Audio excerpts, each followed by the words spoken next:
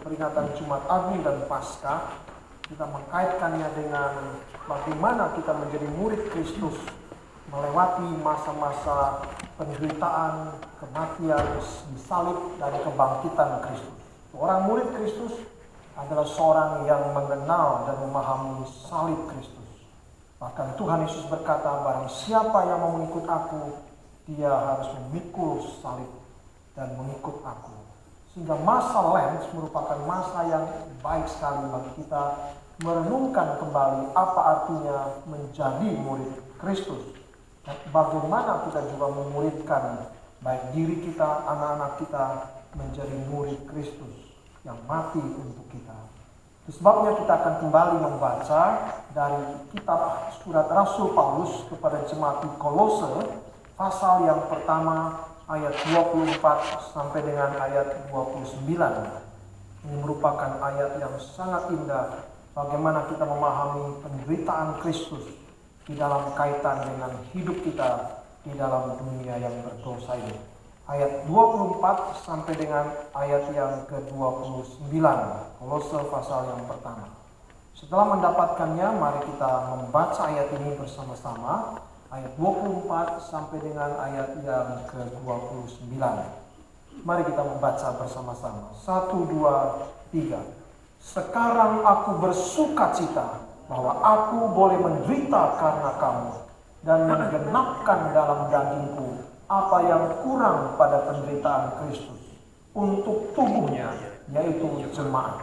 Aku telah menjadi pelayan jemaat itu sesuai dengan tugas yang dipercayakan Allah kepadaku untuk meneruskan firman-Nya dengan sepenuhnya kepada kamu, yaitu rahasia yang tersembunyi dari abad ke abad dan dari turunan ke turunan, tetapi yang sekarang dinyatakan kepada orang-orang kudus-Nya. Kepada mereka Allah mau memberitahukan betapa kaya dan mulianya rahasia itu di antara bangsa-bangsa lain, yaitu Kristus ada di tengah-tengah kamu. Kristus yang adalah pengharapan akan kemuliaan. Dialah yang kami beritakan apabila tiap-tiap orang kami nasihati dan tiap-tiap orang kami ajari dalam segala hikmat, untuk memimpin tiap-tiap orang kepada kesempurnaan dalam Kristus. Itulah yang kuusahakan dan kupergumulkan dengan segala tenaga sesuai dengan kuasa-Nya yang bekerja dengan kuat di dalam aku. Mari kita berdoa sekali. Tuhan Bapa di dalam surga, berkati kami dengan firman-Nya. Beri kami telinga mendengar, beri kami hati yang percaya, dan kami boleh mengalami kuasa-Mu sebagaimana Engkau nyatakan sejak Engkau menciptakan langit dan bumi dan memimpin umat-Mu sepanjang sejarah sampai dengan saat ini, bahkan seterusnya sampai Engkau menggenapi segala sesuatu. Oleh karena itu ya Tuhan, berkata-katalah kepada kami oleh Roh-Mu dan firman-Mu, sehingga kami sungguh menjadi orang-orang yang berbahagia karena kami boleh menerima perjanjian. Di dalam nama Tuhan kami Yesus Kristus kami bersyukur, kami berdoa. Amin. Pada minggu lalu kita merenungkan ayat 24 ketika Rasul Paulus berkata, aku bersukacita karena aku boleh menderita karena kamu. Bagaimana seorang murid Kristus memahami penderitaan. Sebagaimana Kristus menderita untuk kita, mati di atas kayu salib untuk kita. Bagaimana kita sebagai murid Kristus memahami akan penderitaan. Rasul Paulus mengatakan, aku bersukacita karena boleh menderita karena kamu. Kata kunci yang penting pada ayat 24 adalah on behalf of. Karena, untuk. Pertama, untuk kamu.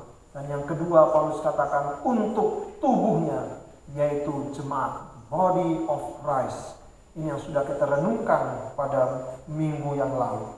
Minggu ini kita merenungkan ayat yang kedua di dalam bagian ini, yaitu ayat yang ke-29. Ayat 29. Ini juga merupakan ayat yang penting kita perhatikan. Bagaimana kita menjadi murid Kristus. Paulus berkata, for this I toil, struggling with all his energy that He powerfully works within me. Itulah yang kuusahakan dan kupergumulkan dengan segala tenaga sesuai dengan kuasa-Nya yang bekerja dengan kuat di dalam aku. Saudara, di dalam ayat ini kita melihat suatu misteri yang luar biasa diungkapkan oleh Rasul Paulus, yaitu mengenai bagaimana dia usahakan, bagaimana dia kerjakan dengan sesungguhnya. Tapi pada saat yang sama ada kuasa Allah yang bekerja di dalam dia. Suatu keterpaduan yang luar biasa, yang dahsyat, saudara, yang Alkitab ungkapkan di sini. Karena di dalam perjalanan hidup kita kadang-kadang pada waktu kita usahakan sesuatu, kita berbuat sesuatu, mau mencapai sesuatu, kita rasakan itu adalah usaha kita sendiri. Dan pada waktu kita mau menantikan kuasa Allah menolong, kita menantikan pekerjaan Tuhan dinyatakan, kita rasakan itu semata-mata hanya pekerjaan Tuhan. Kita sukar memahami keterpaduan kedua hal ini. Bagi Paulus itu tidak ada masalah. Di satu pihak Paulus berkata, kuusahakan, kupergumulkan dengan segala tenagaku. Tapi pada saat yang sama Paulus mengakui bahwa Allah bekerja dengan kuasa yang ajaib di dalam hidup dia. Bagaimana kita memahami dan boleh mengalami keterpaduan yang sangat indah bagi kita, murid-murid Kristus. Saudara dikasih dalam Tuhan, pada minggu lalu saya sudah jelaskan bagaimana Paulus mengaitkan penderitaannya dengan ministerial suffering. Bahwa dia sadar bahwa penderitaan yang dia alami bukan sekedar sebagaimana orang-orang berdosa mengalami penderitaan. Bahwa penderitaan yang dia alami bukan sekedar karena konsekuensi daripada dosa. Bahwa penderitaan yang dia alami sebagai orang yang dipanggil oleh Kristus sendiri bukan sekedar karena di dalam dunia ini memang ada penderitaan, ada sakit penyakit, ada kesulitan, ada tantangan, ada berbagai macam bahkan violent, kejahatan dan kekejaman. Bagi Paulus penderitaannya bukan sekedar karena memang dia berada di dunia yang berdosa, sehingga itu merupakan konsekuensi dia hidup di dalam dunia ini. Tidak. Bagi Paulus penderitaannya adalah penderitaan karena dia adalah murid Kristus. Dia dipanggil oleh Allah sendiri. Dia dipanggil oleh Kristus sendiri. Maka penderitaan dia adalah penderitaan dalam kaitan for the kingdom of God. Bahwa penderitaan dia adalah berkaitan dengan for the kingdom of God. Ini kuncinya, saudara. Banyak kali, saudara, kita mengalami penderitaan di dalam kesepian kita. Kita merasa Tuhan jauh dari kita. Kita merasa Tuhan tidak mendengar doa kita. Kita merasa untuk apa saya mengalami penderitaan? Untuk apa saya mengalami sakit penyakit? Untuk apa saya mengalami kesulitan? Kita merasa alone, kita merasa lonely, kita merasa sendiri dan mengalami ketersendirian. Seperti yang digambarkan oleh para filsuf-filsuf eksistensialis. Gambaran dari filsuf eksistensialis adalah gambaran yang sangat terkenal pada waktu Perang Dunia Pertama dan Perang Dunia Kedua. Gambar foto hitam putih, latar belakangnya adalah begitu banyak mayat-mayat bergelimpangan, gedung-gedung di Eropa yang runtuh dengan cahaya yang antara dalam foto hitam putih yang sangat kontras. Lalu ada seorang yang berdiri sendirian di sana dan dia melihat dan tidak tahu apa yang sedang dia lihat. Itu gambaran penderitaan manusia versi eksistensialis. Penderitaan yang saya alami adalah my suffering. Nobody knows. I've trouble, I've sin. Nobody knows.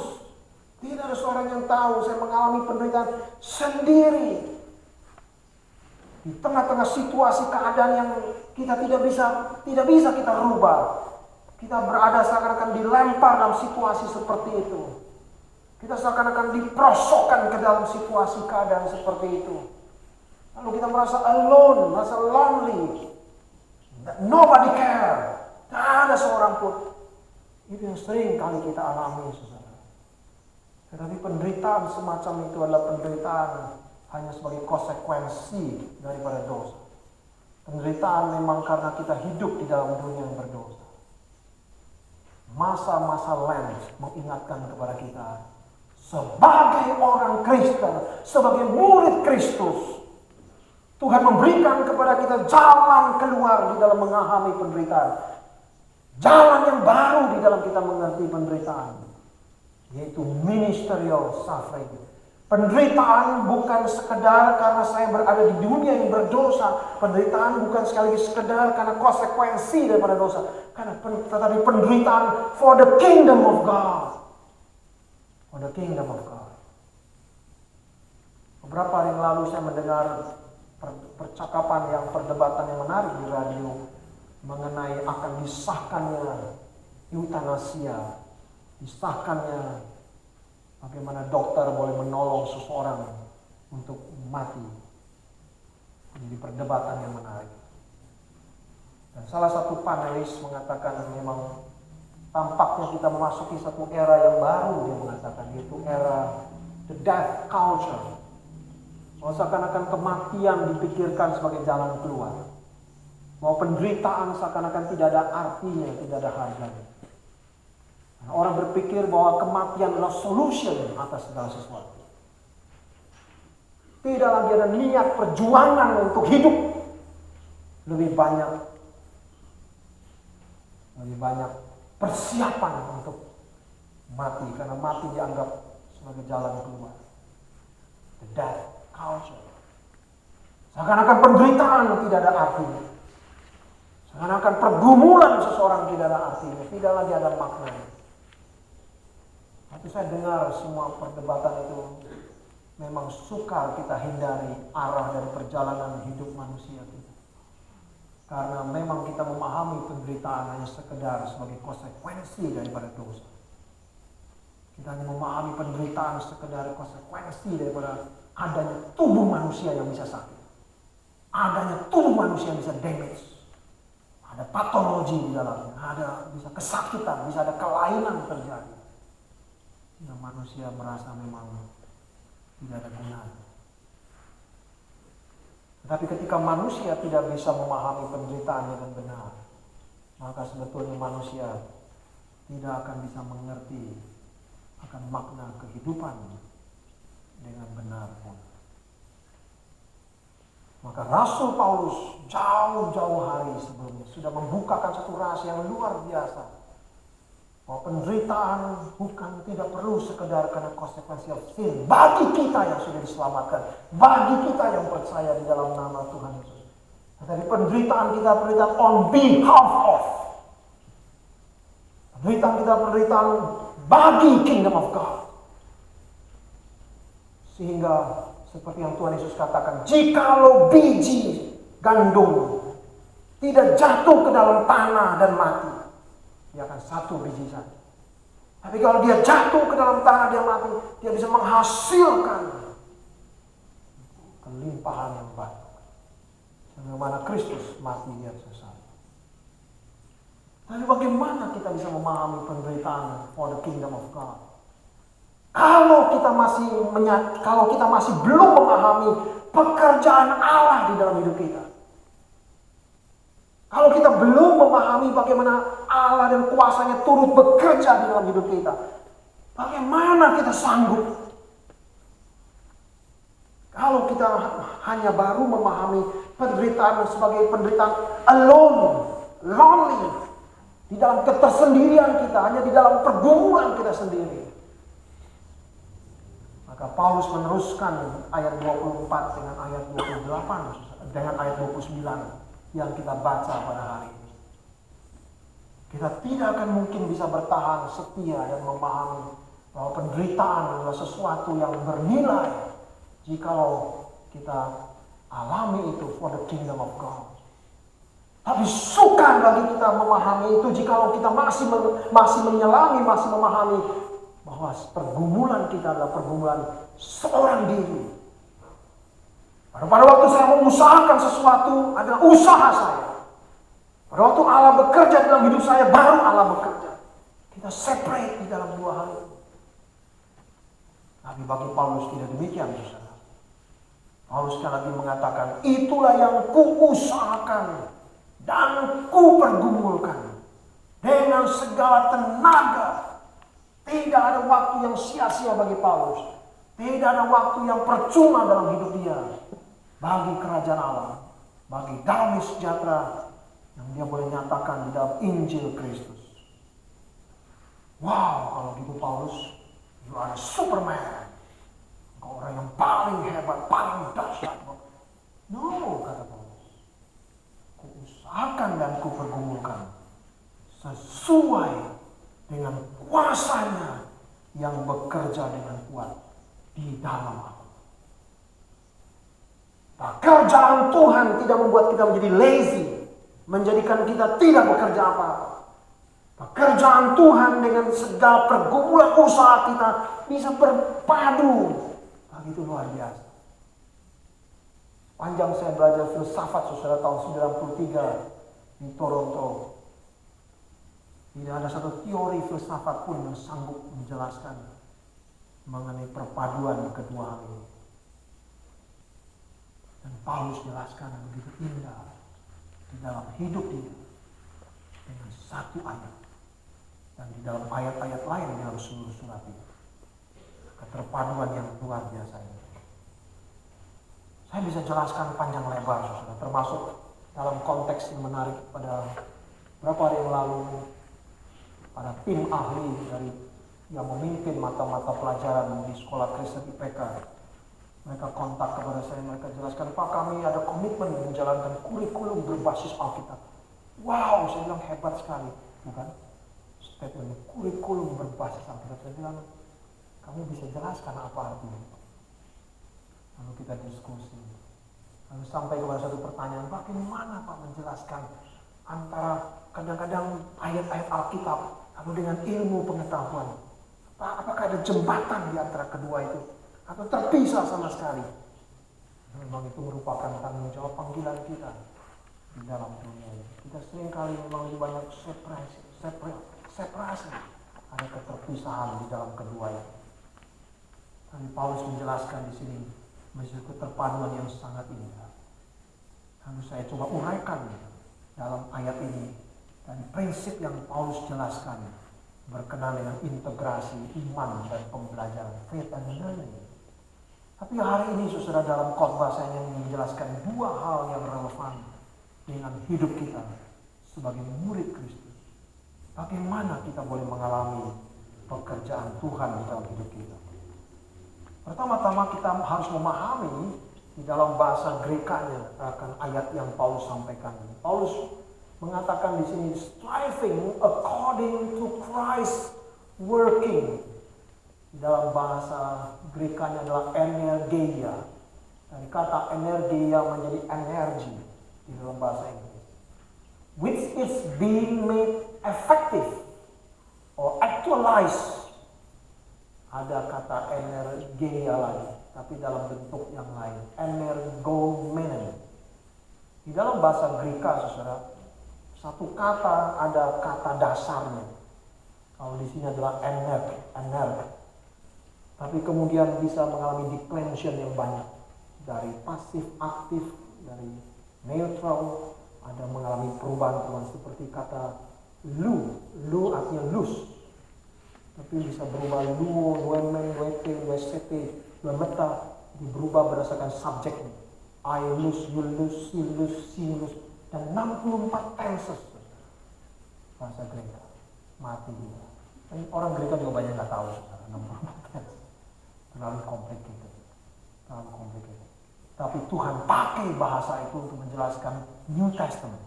Ini merupakan luar biasa blessing yang Tuhan siapkan. Sehingga ada dua kata yang sama sebetulnya. Energi dan energi. Ini yang menarik, saudara. Diterjemahkan dalam bahasa Inggris menjadi working. Tapi kalau terjemahannya secara harfiah harusnya striving according to Christ energy. Which is being made energized.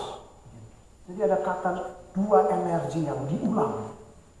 Dalam bahasa Inggris menjadi aneh kalau diterjemahkan seperti ini. Sehingga ada terjemahan pakai working. Sehingga saudara, hal yang pertama kita coba renungkan adalah mengenai, di situ dikatakan Christ energy, kuasa Kristus. Di Paulus pakai istilah energi. Bagaimana kita memahami ini? Saudara, kata energi pertama kali digunakan atau boleh kita bilang yang memulai kata energi adalah seorang filsuf Greka yang bernama Aristoteles. Aristoteles adalah pertama kali memakai kata energi di dalam bahasa Greka. Diterjemahkan ke Latin menjadi actus, diterjemahkan dalam bahasa Inggris menjadi energi. Tapi menurut Aristoteles, energi tidak bisa dipisahkan dari substance, tapi dia ada di dalam. Dia yang menggerakkan, dia yang menggerakkan sesuatu. Tidak terlalu banyak explain yang dijelaskan oleh Aristoteles, tapi Aristoteles sudah punya semacam common grace yang Tuhan berikan. Memahami kenapa dalam sesuatu benda bisa ada gerak. Di dalamnya ada energi. Kenapa manusia bisa bangun? Kenapa manusia bisa bergerak? Di dalamnya ada energi yang menggerakkan. Jadi energi adalah sesuatu yang berada di dalam substance, ada di dalam. Dia di dalam menggerakkan. Dan menurut Aristoteles, kemudian dia kaitkan dengan istilah prime mover. Prime mover, artinya gini, di dalam dunia itu ada gerak. Lalu digerakkan sesuatu digerakkan sesuatu yang lain. Digerakkan sesuatu yang lain. Lama-lama akhirnya pertanyaannya, yang the final penggerak siapa? Aristoteles tidak ada jawaban. Dia hanya mengatakan ada prime mover yang menjadi penggerak utama. Tadi Jeff mengkaitkan dengan masa pacaran. Pacaran juga sama, bukan? Waktu Jeff lihat Isna, bergerak jadinya Jeff, bukan? Isna sendiri tidak tahu, diam-diam saja dia. Tapi Jeff yang lihat Isna, siapa dia? Bergerak. Semacam itu, saudara. Ada prime mover. Si Isna sendiri yang dilihat santai-santai saja, tahu, nggak tahu saja. Tapi bisa-bisa seseorang pemuda yang jatuh cinta kepada seorang pemudi, dia jadi bisa bergerak kiri, bisa bergerak kanan, dia bisa coba mendekati. Luar biasa, ada semacam yang menggerakkan. Tapi kalau itu masih penggeraknya adalah dari eksternal. Memang hati ada jatuh cinta, tapi ada eksternal, faktor eksternal yang menggerakkan. Sehingga hati digerakkan faktor eksternal, jadi dia bergerak. Tapi menurut Aristoteles, akhirnya lama-kelamaan paling final ada penggerak. Dan penggerak itu ada di dalam. Tidak bisa dijelaskan lebih lanjut. Mungkin bagi Aristoteles adalah sonum bonum, the highest virtue yang sukar dijelaskan. Tapi ada. Tapi ketika Paulus memakai kata ini, saudara, kata ini sudah 400 tahun setelah Aristoteles, sehingga mengalami perubahan makna. Dan jikalau kita ingin mengerti energi di dalam kaitan dengan New Testament, kita harus membaca keseluruhan apa yang Paulus katakan di dalam surat-suratnya mengenai energi. Tapi satu hal yang menarik adalah Paulus sudah mengkaitkan bahwa pekerjaan Kristus di dalam kita. Dari dalam kita. Tuhan Allah bekerja di dalam ciptaan. Ada di eksternal hidup kita. Tapi juga Kristus bekerja di dalam hidup kita. Kristus juga bekerja di dalam hidup kita. Memberikan kekuatan, memberikan dorongan, memberikan pimpinan di dalam hidup kita. Saudara, saya cuma memadukan seperti ini. Setelah 400 tahun, kata itu sudah tidak banyak orang pakai, kata energi. Setelah Aristoteles memperkenalkan. Tapi di dalam New Testament mencapai penggenapannya.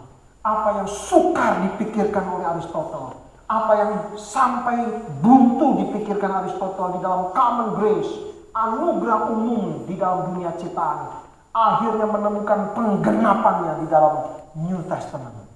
Tanpa New Testament, kata itu akan hilang, saudara, karena tidak lagi ada orang yang menggunakan kata itu. Semakin sukar orang mengerti itu.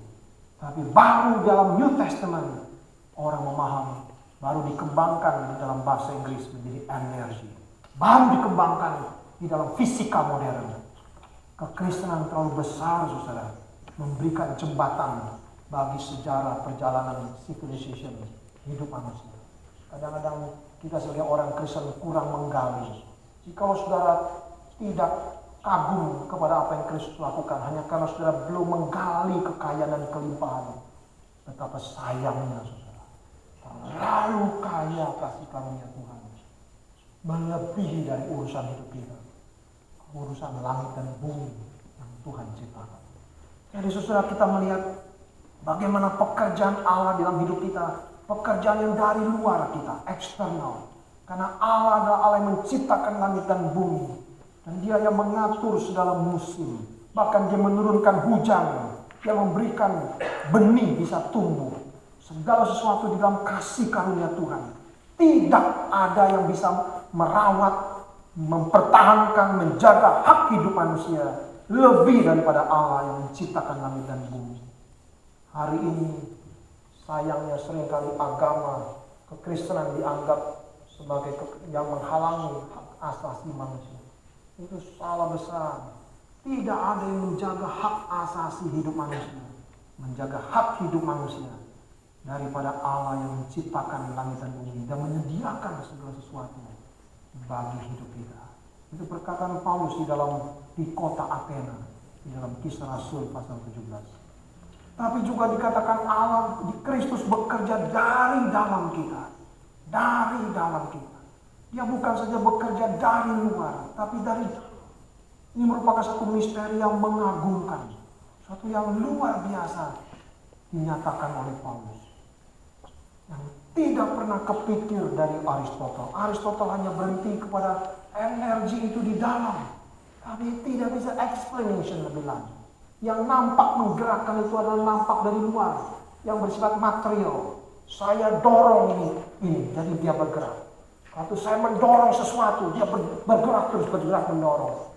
Tapi sukar menjelaskan bagaimana terjadi dari dalam. Dan New Testament menjelaskan itu dikerjakan oleh Kristus di dalam hidup kita. Dia bergerak dari dalam menggerakkan kita. Dia memelihara juga di luar kita. Maka pemazmur mengatakan Tuhan mengurung. Tuhan yang menjaga dari luar dan dalam. Dia yang memelihara setiap langkah kita. Maka Paulus katakan bagaimana kekuatan Allah, kuasa Allah di dalam Kristus bekerja di dalam hidup kita. Dia bekerja menggerakkan di dalam hidup kita. Kalau sudah mengamati pekerjaan Allah yang di luar secara eksternal, bisa melalui media, bisa melalui sarana, saudara, melalui alat, melalui sarana. Pekerjaan Kristus di dalam kita adalah pekerjaan yang direct, secara langsung, immediasi, tidak melalui mediasi. Apa artinya dalam pengalaman hidup kita, saudara? Dalam pengalaman hidup kita, kita melihat sebetulnya pemeliharaan Tuhan melalui media. Saya hari ini bisa makan, bisa minum, karena ada orang yang menanam dan merawat tanaman. Hari ini orang yang menanam bisa mendapat makanan, karena Tuhan sediakan tanah, sediakan benih yang bisa ditanam, sehingga kita bisa makan. Itu adalah pekerjaan kasih karunia Allah dari luar, melalui media yang ada. Ketika saya sakit, ada alat-alat yang bisa menolong tubuh saya. Ada dokter yang memang bisa membantu saya. Ada obat-obatan yang bisa membantu saya melalui media. Dan semuanya itu Tuhan sediakan di dalam alam semesta yang Dia ciptakan. Betapa kasih karunia Tuhan dalam hidup kita. Itu adalah dari luar. Dari eksternal, melalui media. Mungkin melalui tangan saudara, Tuhan mau pakai untuk menghibur, menolong orang lain. Mungkin melalui mulut saudara, menguatkan orang yang sedang lemah, menghibur mereka yang sedang susah. Pekerjaan Tuhan dalam kasih karunia Tuhan dari luar. Ini yang merupakan bagian yang Paulus kerjakan. Dia memberitakan firman Tuhan. Dia menghibur orang yang putus asa. Dia memberitakan kabar baik yang menyelamatkan orang, melepaskan dari kuasa dosa. Tapi Paulus tidak bisa masuk ke dalam diri orang itu. Paulus tidak bisa mengerjakan sesuatu dari dalam orang itu. Tidak. Paulus kerjakan apa yang dari luar. Meneruskan kasih karunia Allah di dalam eksternal. Tapi pekerjaan Tuhan di dalam diri kita secara langsung. Tuhan bekerja di dalam diri kita. Ini merupakan hak prerogatif Allah sendiri yang menciptakan kita. Pekerjaan Allah secara langsung adalah seperti waktu Roh Kudus melahirbarukan kita. Waktu Roh Kudus menyadarkan kita akan dosa. Waktu Roh Kudus menyadarkan kita, memberikan kelegaan yang sukar kita jelaskan. Memberikan keteduhan yang Tuhan berikan, memberikan confidence yang Tuhan berikan, memberikan iman kepada kita. Itu adalah pekerjaan Allah dari dalam. Merupakan hak prerogatif Allah sendiri. Kita tidak bisa, tidak boleh memanipulasi pekerjaan itu. Karena hanya Allah yang mengasihi kita yang berhak mengerjakan itu. Maka Paulus mengatakan di dalam rangkaian bagian ini adalah, aku usahakan segala sesuatu apa yang bisa kuusahakan secara eksternal. Apa yang aku bisa usahakan, aku perbuat dengan segenap tenagaku. Tetapi dengan kekuatanku sendiri tidak sanggup. Dari mana sumber yang menggerakkan aku? Dari mana kekuatan yang tidak habis-habis di dalam diriku? Hanya sekedar dari makanan yang aku makan sehingga menghasilkan energi tidak cukup. Energi hanya secara fisika sangat terbatas. Manusia perlu makan sehari 3 kali. Manusia tidak seperti ular. Ular pun terbatas kekuatannya. Sekalipun dia makan 1 kali untuk mungkin 1 bulan. Manusia paling rentan tubuhnya, bukan? Tanpa makanan langsung lemah. Tanpa makanan menjadi tidak bisa berdaya. Sekuat-kuatnya tubuh kita yang terbatas. Kalaupun usaha Paulus segenap kekuatan dia, dari mana sumber kekuatan dia untuk mengerjakan semua itu? Dari mana dia bisa konsisten menjalankan kasih karunia Tuhan dan tidak menyimpang daripada panggilan Tuhan, tetap dia setia kepada Injil? Bukankah seringkali pada waktu kita sudah usahakan sesuatu dengan tulus, tenaga kita menjadi habis, akhirnya setelah kita dapatkan apa yang kita mau, giliran kita ambil semuanya itu untuk diri kita sendiri. Seakan-akan seperti singa yang sudah lapar berbulan-bulan, energinya habis, semua yang dia dapat akhirnya dia ambil semua untuk diri. Apakah seperti itu hidupnya? Apakah seorang tua membimbing anaknya, merawat anaknya dengan segenap tenaganya, tapi tanpa pekerjaan Kristus di dalam diri dia akan exalted. Mungkin anak itu setelah besar, giliran dia menuntut anak itu balik. Betapa dulu saya begitu sengsara merawatkannya, seperti ibu daripada Yabes yang pernah kita khotbahkan. Ketika aku mengandung engkau, aku begitu sakitnya luar biasa. Sekarang balaslah kesakitanku. Apakah tidak seperti itu? Tenaga kita menjadi habis. Apakah kita mau bergumul, memikirkan sesuatu, bekerja, termasuk pekerjaan Tuhan sekalipun, dengan kekuatan kita sendiri? Dia akan habis, akan excited. Sebabnya sesuai dikasih dalam Tuhan, keturunan Kain adalah keturunan yang paling hebat di dalam menghasilkan karya-karyanya. Bukan keturunan Abel, bukan keturunan Set, keturunan Kain. Tubal Kain menghasilkan kecapi, pedang, parang di dalam Kejadian pasal 4. Tapi setelah menghasilkan giliran, dia yang menikmati segala sesuatu, seakan-akan mencari kelaparan dan kehausan yang sudah banyak. Maka dengan parang dia menghancurkan yang lain.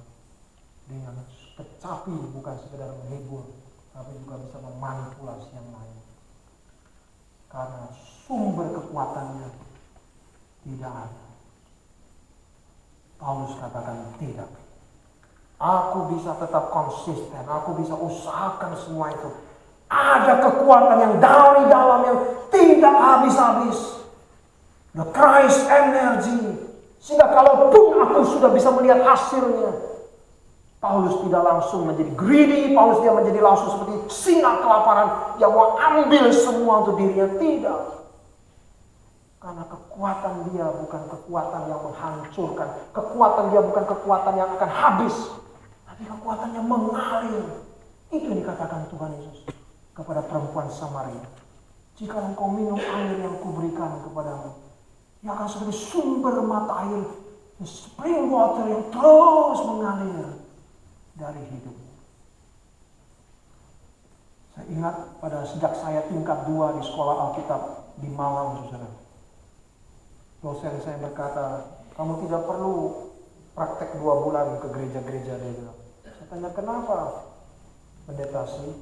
Dia mengatakan, sebab yang undang kamu retret begitu banyak. Jadi ya sudah, kamu jawab saja undangan retret. Kamu keliling. Jadi sejak saya tingkat 2, tingkat masuk tingkat 3, saya tidak lagi praktek 2 bulan, saudara. Biasa kami di antara semester ada praktek 2 bulan diutus ke gereja-gereja. Karena undangan retret bisa keliling Jawa Tengah, Jawa Timur, sampai keluar Jawa, ke Kalimantan. Begitu. Dan kadang-kadang waktunya begitu pendek.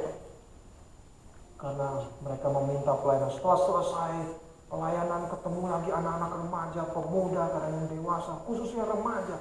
Wah, paling melelahkan pimpin retret remaja. Bandelnya, nakalnya, wadah. Beberapa orang yang ikut retret pakai celana baju Hawaiian. Lalu kalau sambil dengar khotbah, sambil makan permen karet, wah macam-macam, saudara. Kalau kita doakan mereka, beritakan firman Tuhan. Puji Tuhan, hari terakhir beberapa mereka terima Tuhan. Banyak mereka yang mengakui dosa mereka. Pindah lagi ke tempat retret, baru lagi ketemu anak yang bandel lagi. Waduh. Tapi saya ingat sekali, pertama kali saya baca Kolose 1:29 di dalam tingkat itu, saudara, pada masa itu. Jadi, kalau saya pelayanan sampai exalted, kemudian setelah itu saya minta Tuhan balas, memuaskan saya, karena saya sudah mengerjakan pekerjaan Tuhan. It's wrong, man. It's wrong direction. Itu salah jalan. Karena you hanya mengandalkan kekuatan sendiri. Paulus tidak demikian. Paulus orang yang paling sibuk, orang yang paling rajin, paling bekerja keras. Tetapi dia mengatakan, according to Christ energy within.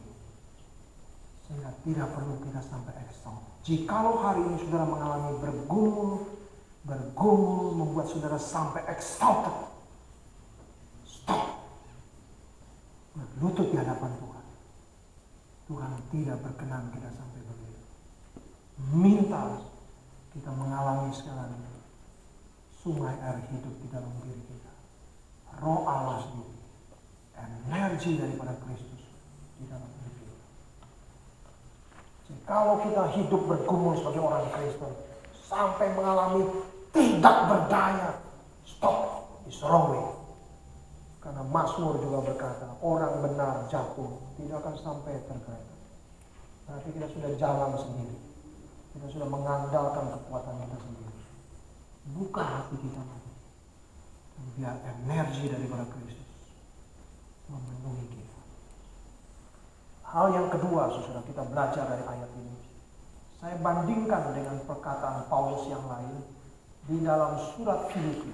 Mari kita membaca bersama-sama di dalam surat Filipi pasal 2 ayat 11 sampai dengan 12. Karena Paulus sudah bicara yang mirip dengan Paulus. Mari kita membaca bersama-sama dalam bahasa Inggris. 1, 2, 3. Wherefore, my beloved, as ye have always obeyed, not as in my presence only, but now much more in my absence, work out your own salvation with fear and trembling. For it is God which work in you, both to will and to do of His good pleasure. Saya sengaja pakai bahasa Inggris King James Version karena ada terjemahan yang literal berkenaan dengan bahasa Greek-an. Di situ juga ada kata energon, kata dasarnya, energon, energia, energein, kata dasarnya ada energi. Maka di situ dikatakan work out your own salvation. Kita sudah diselamatkan. Sekarang setelah diselamatkan tidak berhenti sampai di situ. Tapi work out of your salvation with fear and trembling. Apa artinya? Paulus mengatakan kalimat ini. Saudara, bagaimana kita tahu pekerjaan Kristus di dalam hidup kita? Bagaimana kita tahu energi Kristus ada di dalam hidup kita? Kekuatan Kristus di dalam hidup kita oleh Roh yang Kudus. Bagaimana kita tahu? Yaitu saat kita taat kepada Dia dan work out your salvation. Sama seperti Musa ketika dikejar membawa ratusan ribu Israel, akhirnya buntu menghadapi laut Tebrau, dan di belakangnya adalah tentara Mesir. Maka langkah pertama Tuhan bilang kepada Musa, injakkan kakimu dengan tongkatmu, Tuhan akan buka jalan. Work out your salvation. Melangkah, dan di situ pekerjaan Tuhan dinyatakan. Bagaimana saya boleh mengalami pekerjaan Kristus di dalam hidup saya yang memberi kekuatan yang tidak habis-habis? Work out your salvation. Say yes kepada Tuhan. Say amen. Bukan sekedar aha. Saya masih ingat Tuhan. Kalau aha itu adalah kuda. Tapi it's good juga. Di dalam epistemologi modern, aha itu menjadi penting. Itu pada waktu saudara misalnya lagi pikir-pikir ide, aha. Tapi kalau sekedar aha sebentar lagi hilang. Tapi kalau amin, saudara berespon kepada Allah yang menciptakan langit dan bumi. Saudara bukan sekedar jadi tahu, tapi saudara berkata yes kepada Allah yang hidup. Work out your salvation. Saudara mau mengalami pekerjaan Tuhan, work out your salvation. Salvation yang sudah terima, salvation yang sudah dapatkan, sekarang work out. Jalankan terus, melangkah terus dalam ketaatan kepada Tuhan, melangkah terus dengan iman, jalan terus memang dengan fear and trembling, tapi di situ saudara akan mengalami energon and hum, energi daripada Allah bekerja di dalam diri and you inside within both to will and to. Terjemahan yang lebih harfiah adalah seperti ini. It is God who energize in you. Wah, sayang kata energize jadi baterai, saudara, betul. Dalam konteks modern. Jauh sebelum itu, bukan itu sekedar energi semacam itu. Tapi pekerjaan Allah secara komprehensif dalam hidup. It is God who energize in you both to will and to energize of His good pleasure. Will saudara melangkah. Karena sudah mengalami kasih karunia. Kadang-kadang kita bilang, Tuhan, melangkah dulu dong di depan supaya saya baru berani ikut. Tuhan bilang, melangkah. Saat itu juga engkau akan mengalami kasih karunia. Pegang janji Tuhan. Setia dan berkata yes, amin kepada Tuhan. Situ kita mengalami anugerah Tuhan, kebaikan Tuhan, kasih karunia Tuhan. Saya ingat persis tahun 2000 kita baru study di West. Tahun 2000 saya tantang, tahun depan kita mulai kebaktian. Semua yang ikut diam. Sudah ada yang berani. Tahun 2001 kita mulai kebaktian di Sobat. Saya bilang oke, kalau gitu saya yang pimpin liturgi dulu. Saya khotbah. Jadi selama kira 1-2 bulan pertama saya pimpin semuanya. Karena mereka masih ragu-ragu. Nah, kenapa tidak mulai kebaktian? Saya bilang harus melangkah. Dengan hati yang tulus, Tuhan pasti sediakan. Tuhan pasti pimpin. Dan kasih karunia Tuhan. Kecuali saudara berbuat dosa, yang lain melangkah dengan iman di dalam anugerah Tuhan. Say amin.